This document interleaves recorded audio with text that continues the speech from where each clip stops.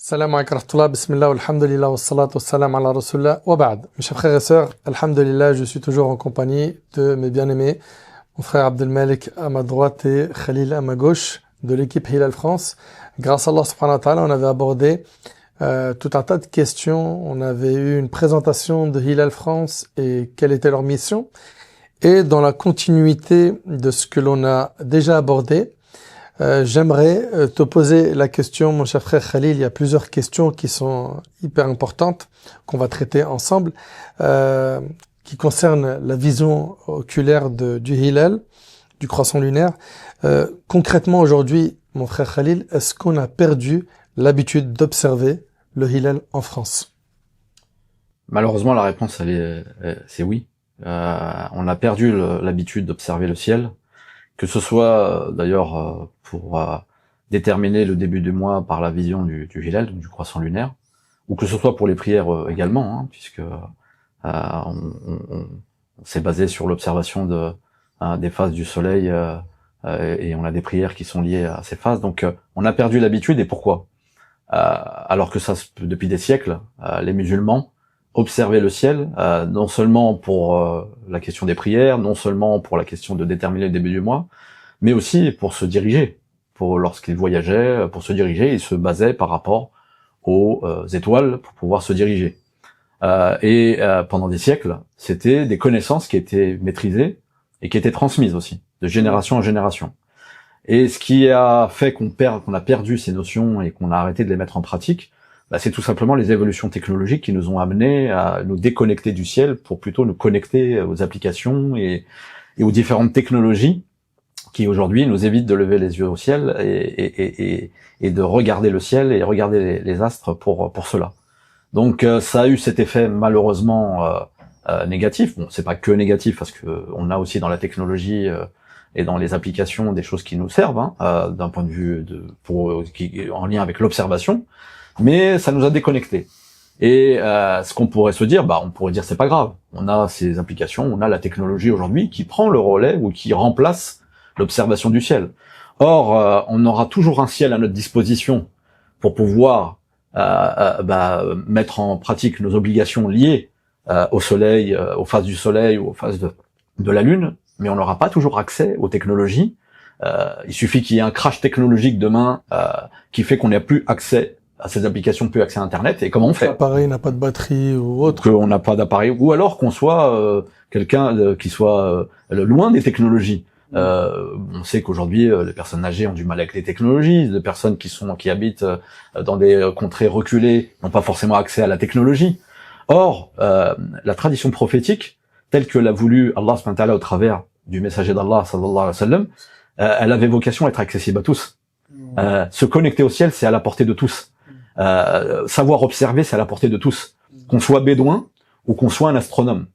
Et c'est le cœur de la sagesse prophétique qu'il y a derrière l'injonction de l'observation du Hilal ou de l'observation du soleil pour ce qui est des prières. Donc, c'est important de se reconnecter parce qu'on est à un moment charnière aujourd'hui. On est à un moment charnière où on n'a pas totalement perdu ce patrimoine lié à l'observation du ciel, et notamment pour ce qui est du croissant lunaire, mais on est aussi à un moment charnière où on sent qu'il y a une évolution vers le tout technologique, vers le tout calcul, qui peut nous amener à un danger de perdre, comme tu l'as dit en introduction, de la sunna, de la tradition prophétique de l'observation. Très bien. Mon cher frère Abdelmalek, aujourd'hui, on a des observations qui se font un peu partout dans le monde. Alhamdulillah que cette sunna est tout de même préservée ailleurs, parce qu'en France, on a fait le constat qui, malheureusement, n'est pas fameux. J'aimerais t'entendre sur les erreurs les plus courantes lors de la recherche du Hilal. Alors, d'un point de vue astronomique, ce qui pourrait amener à des témoignages ou à des observations erronées, c'est des méconnaissances, de l'ignorance de notions de base, comme par exemple la forme qu'aura le croissant lunaire en début de mois. Il est arrivé que des gens attestent avoir vu le croissant lunaire alors que ce n'était pas ni au bon moment ni la bonne forme de croissant. Donc ils avaient vu plutôt le dernier croissant que le jeune croissant, c'est-à-dire le hilal qui marque le début du mois. Donc ça peut être la forme du hilal, ça peut être aussi la méconnaissance de l'heure du coucher de lune, comme on l'a rappelé précédemment, lorsque quelqu'un nous affirme avoir vu le croissant lunaire alors qu'il n'est pas dans le ciel. Ça peut être également la méconnaissance de l'heure de la conjonction lunaire. Enfin, un certain nombre de paramètres sur le plan astronomique qui invalident une vision. Ça peut arriver. Alors, non pas que la personne ait menti sciemment, mais elle s'est parfois persuadée d'avoir vu un croissant qui n'a pas de réalité. Ça peut être une traînée d'avion, ça peut être un nuage, ça peut être de la pollution atmosphérique ou des choses comme ça. Ça, ce sont pour le volet astronomique. Les erreurs qui sont liées au volet religieux sur cette question-là de l'observation du croissant et de la nécessité d'observation du croissant, ce sont parfois des idées fausses qui ont été véhiculées sur ce thème, ou bien des opinions qui ont été attribuées à certains savants, alors que ce n'est pas, quand on regarde dans le détail, ce qu'ils ont dit.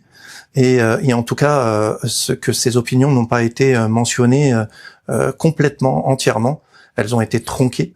Et donc, ce sont ce type d'erreurs sur le plan astronomique ou sur le plan religieux qui amènent des gens à tirer des conclusions qui sont erronées. Très bien. Mon frère Khalil, qu'est-ce qu'on aurait à dire à un musulman qui, selon lui, si on mettait les imams d'accord en France et ailleurs et qu'on n'avait qu'une seule annonce dans le monde entier, bah ça résoudrait le problème. Alors, faut-il encore considérer que c'est un problème que les musulmans dans le monde entier ne commencent pas à jeûner en même temps et ne font pas l'Aïd en même temps? Bah, c'est l'unité. L'unité, c'est louable de la rechercher, mais lorsqu'il est possible de l'atteindre. C'est bien sûr ce que vise tout musulman que de vouloir l'unité et de vouloir commencer à jeûner et faire l'Aïd en même temps que ses coreligionnaires. Mais faut-il encore qu'on soit en capacité de le faire? Et ce n'est pas pour autant une injonction religieuse. Il faut savoir que dans les temps qui nous ont précédés, les siècles qui nous ont précédés, les musulmans n'avaient pas mis ça comme une priorité. Chaque contrée avait sa propre observation et avait son propre calendrier. Donc ça ne pose pas de problème que les musulmans n'aient pas le même début et fin de mois? Ça ne pose pas un problème en soi, dans le sens où par le passé, c'est des choses qui se sont majoritairement déroulées dans les siècles qui nous ont précédés. Donc ça n'a pas été un problème pour les musulmans et pour les savants. Et on a d'ailleurs un hadith qui est connu, qui est le hadith de Quraib avec Ibn Abbas. Bon, on peut pas s'étaler sur le hadith, mais qui montre que les gens du Sham, de la grande série, avaient eu leur propre vision, et que ça n'a pas empêché Ibn Abbas de rester sur sa vision à Médine pour autant. Donc ça montre que ce n'est pas une injonction religieuse et que ça ne pose pas un problème que des musulmans dans deux contrées différentes aient leur propre vision. Par contre, ce qui pourrait poser un problème qui pourrait amener à de la division, c'est que dans un même pays, des musulmans d'un même pays soient divisés sur cette question et ne soient pas unis autour d'un début de mois comme Ramadan ou d'une fin de mois comme Ramadan. Très bien, donc finalement c'est pas un problème. C'est juste que les gens ne le voient pas à la lumière des textes de notre religion où ça s'est déroulé et ça n'a jamais créé de division finalement. Jusqu'à nos jours, non. En pratique, chaque contrée, chaque territoire avait sa propre vision depuis l'époque des compagnons. Et ça n'a jamais posé de problème de ce point de vue-là. C'est même argumenté dans les livres de fiqh et de toutes écoles juridiques d'ailleurs. C'est argumenté, ce sera développé dans d'autres vidéos, je pense. Voilà, le problème qui est posé aujourd'hui par le recours au calcul scientifique et aux données uniquement astronomiques pour déterminer le mois, c'est de tourner le dos à cette tradition en pensant qu'elle permettrait d'unifier les musulmans du monde entier. Dans les faits, factuellement, cela produit le contraire. On voit aujourd'hui dans nos mosquées les difficultés qu'il y a liées aux horaires de prière, par exemple pour la prière du matin ou la prière de l'Aïcha. On sait que c'est également un sujet, alors que pour autant cela s'est fondé religieusement. Aqimis salat liduluki shamsi. Allah Ta'ala n'a pas exigé, n'a pas corrélé le moyen ici de déterminer le début d'une prière par la vision, mais par la survenue d'un événement céleste. Et donc c'est contrairement aux jeunes où c'est sumu li ru'yatihi, où là le moyen est déterminé, qui est la vision. Absolument. Donc c'est ce qui répond succinctement, hein, sachant que cette question sera traitée. Voilà, sachant que cette question sera traitée. Donc notre conviction, c'est de dire que cette tentative d'essayer de résoudre ce problème qui survient, ou que certains pensent être un problème, qu'il y ait des pays qui ne jeûnent pas en même temps, de tenter de résoudre cette problématique-là en introduisant une chose qui est contraire à nos textes et à nos sources, eh bien ça ne fait qu'amener plus de confusion, plus de division. Et aujourd'hui on le sait, si demain nos instances devaient imposer ou décider que le mois de Ramadan serait déterminé à l'avance, eh bien beaucoup d'entre nous tourneraient le dos à ces instances et à ces annonces. Et à juste titre, on doit le dire. Donc notre proposition, c'est de revenir vers ce qui a uni nos prédécesseurs, pour que ceux qui nous succéderont demeurent eux unis sur cette question. Surtout que finalement, c'est pas une option. Ça reste, et ça on doit le rappeler, une obligation collective. Parce que en fait, le fait de ne pas connaître le hukm shar'i de base même de cette action peut faire en sorte que ce qui en découle ne soit pas carré. En effet, le principal argument qui était celui des instances qui ont fait la promotion de ce changement de détermination du mois en le fondant uniquement sur le calcul astronomique, c'était de dire qu'il n'était pas possible et qu'il n'était pas donc réalisable en France d'avoir un réseau d'observateurs qui puissent faire des observations mensuelles toute l'année, et que ça c'était quelque chose qui était irréalisable. Et je dois dire que quand ils ont dit que c'était impossible, eh bien c'est ce qui nous a motivés à le faire. Subhanallah, donc vous vous êtes lancé ce défi de remplir cette mission au vu du vide finalement qu'il y avait, parce qu'après l'OLMF en 2022, il n'y avait plus de relève.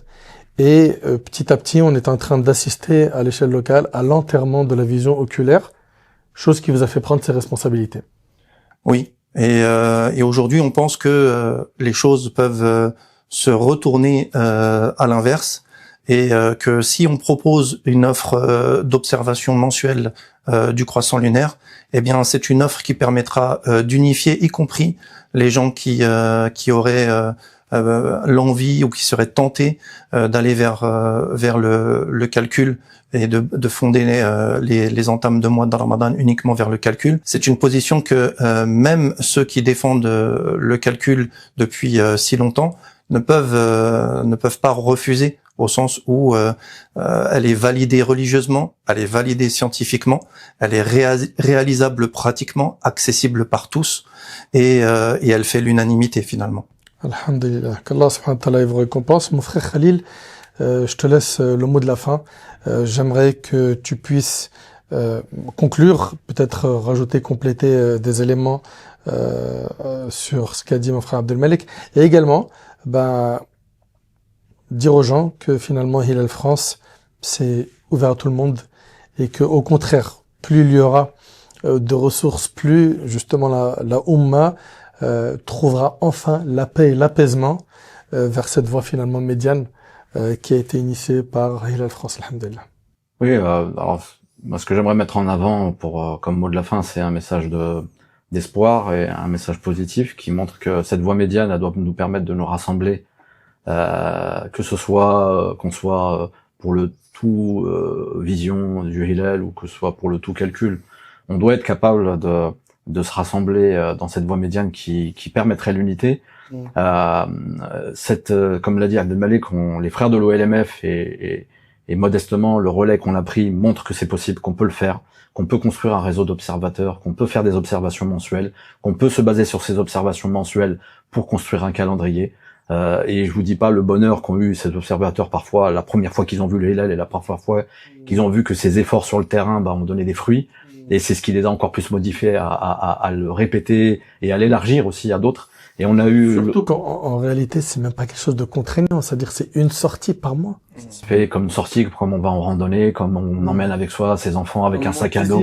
Tu disais, il y a de la méditation, la prière en groupe, c'est... Et puis il y a cette reconnexion, comme on l'a dit tout à l'heure, cette reconnexion avec la création, reconnexion avec ce que Allah SWT nous enjoint à méditer par rapport à cette création qui montre qu'on est tout petit, à la fois tout petit et qu'on est aussi porteur d'une nécessité spirituelle que de se reconnecter avec le ciel.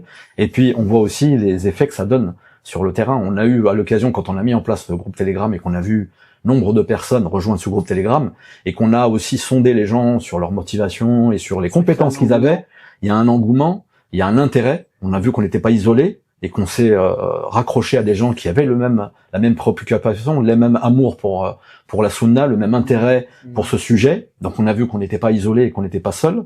On a vu aussi qu'on avait des compétences dans la Oumma et ça il faut vraiment le mettre en avant. Des personnes, on a eu le plaisir de découvrir des gens dans le sud, des gens qui depuis 30 ans faisaient de l'astrophotographie, faisaient de l'observation de manière isolée eux aussi, ils se croyaient seuls au monde. Et quand ils ont vu l'initiative, ils ont dit mais nous ça nous a fait énormément plaisir de voir qu'on n'est pas seul, qu'on peut se raccrocher à un groupe, qu'on peut se raccrocher à une dynamique. Et ça franchement, faut que vraiment qu'on arrive à capitaliser là-dessus. Et pour le bien de tous, il n'y a pas de nécessité de faire, enfin il n'y a pas de volonté de faire avancer une organisation, Hilal France ou autre. Ce qui importe, c'est de remettre la sunna au centre du débat, de faire vivre ça au quotidien dans la vie des musulmans, de le transmettre à nos enfants comme un amour de ce patrimoine, quelque chose qu'on doit léguer pour les générations futures.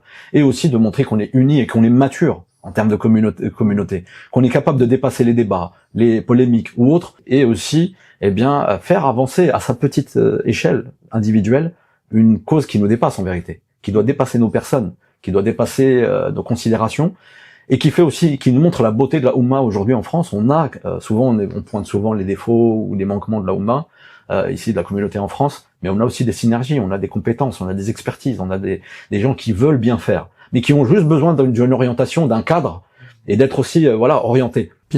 Piloté, voilà. Donc c'est vraiment notre motivation, notre vocation, la mission de Hilal France, c'est d'amener cette synergie, d'amener des gens à s'intéresser à ce sujet-là, et de faire en sorte que la cause d'Allah et de la communauté avance. Concrètement, qui peut aujourd'hui se greffer à Hilal France? Quelqu'un qui a des compétences, qui en a pas, quelqu'un qui cherche à avoir des compétences. Si tu peux, vraiment de manière succincte, répondre à cette question.